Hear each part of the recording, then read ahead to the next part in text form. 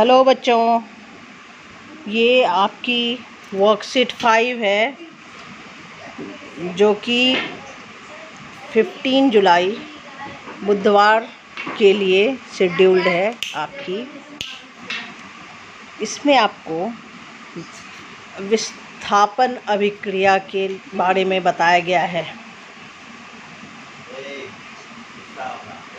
अभी तक हमने संलयन, अपघटन,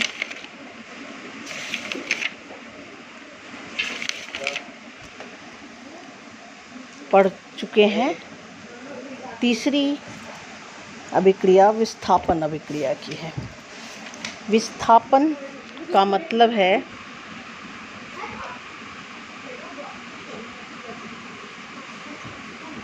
विस्थापित करना, मतलब जगह से हटाना। ठीक है, इसमें जो आपको अभिक्रियाशीलता श्रेणी आपके बुक में दी गई है उसको लर्न करना होगा। ठीक है, इसमें जो कम अभिक्रियाशील तत्व होते हैं वो ज़्यादा अभिक्रियाशील या अधिक अभिक्रियाशील तत्वों के द्वारा हटा दिए जाते हैं, विस्थापित कर दिए जाते हैं। वर्कशीट में देखें आप, A प्लस BC दो अभिकारक हैं, एक है A और दूसरा है BC। ये दोनों अभिक्रिया करने के बाद A B का स्थान ले लेता है और B उस यौगिक से अलग हो जाता है, यानी कि A B से अधिक अभिक्रियाशील है।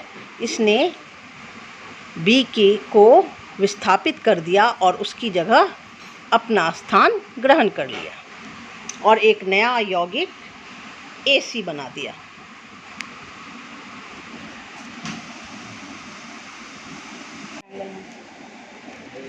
इसमें केवल वही यौगिक दूसरे को विस्थापित कर सकता है जो अधिक अभिक्रियाशील होगा।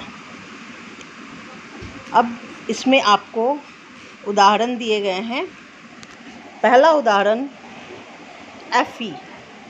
Fe प्लस CuSO4 ये अभिकारक है।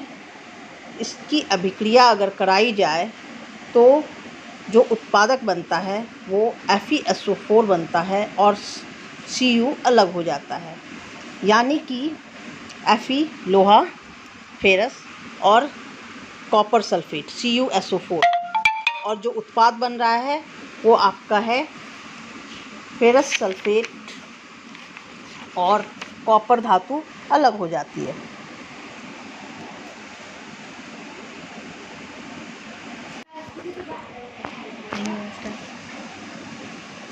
CuSO4 कॉपर सल्फेट, इसका नीला कलर होता है। जब ये आपके प्रैक्टिकल में भी है, इसलिए ध्यान से इसको देखें। कॉपर सल्फेट के विलयन में जब लोहे की कील डाली जाती है तो इस विलयन का कलर नीले से हल्का हरा हो जाता है। ये क्यों होता है? जो कॉपर सल्फेट CuSO4 है वो Fe के द्वारा, आयरन के द्वारा विस्थापित कर दिया जाता है, जिससे जो विलयन है वो आयरन सल्फेट बन जाता है और कॉपर की परत लोहे की कील पर चढ़ जाती है, जिससे लोहे की कील का रंग भूरा हो जाता है, लाल भूरा हो जाता है। ठीक है, दूसरा उदाहरण आपका है Pb जमा CuCl2।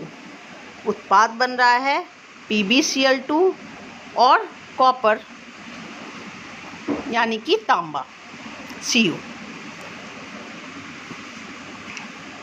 Pb यानी कि लेड, यह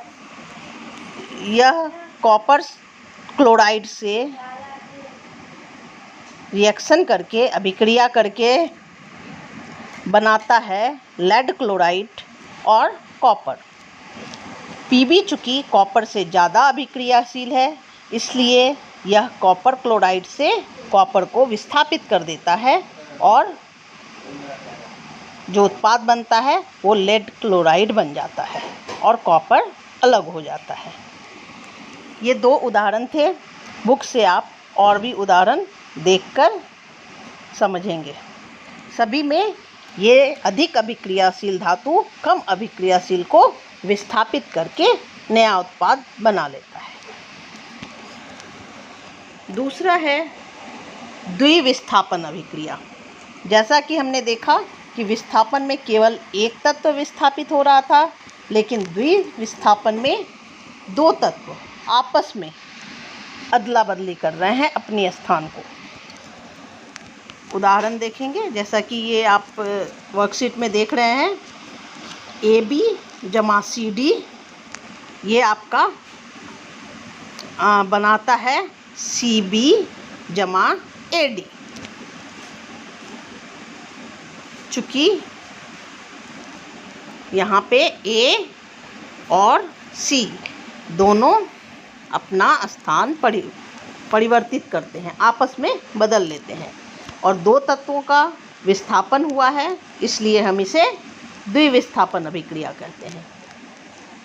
ठीक है, इसके उदाहरण देखते हैं हम।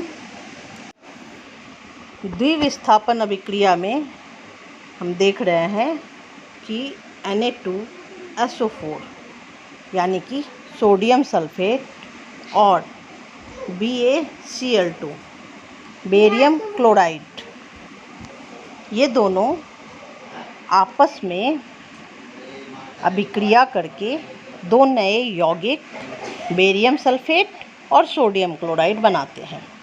यहाँ हम देख रहे हैं कि इस अभिक्रिया में आयनों की अदला बदली हो रही है, सोडियम और बेरियम आयन की। ठीक है, यहाँ जो है बेरियम क्लोराइड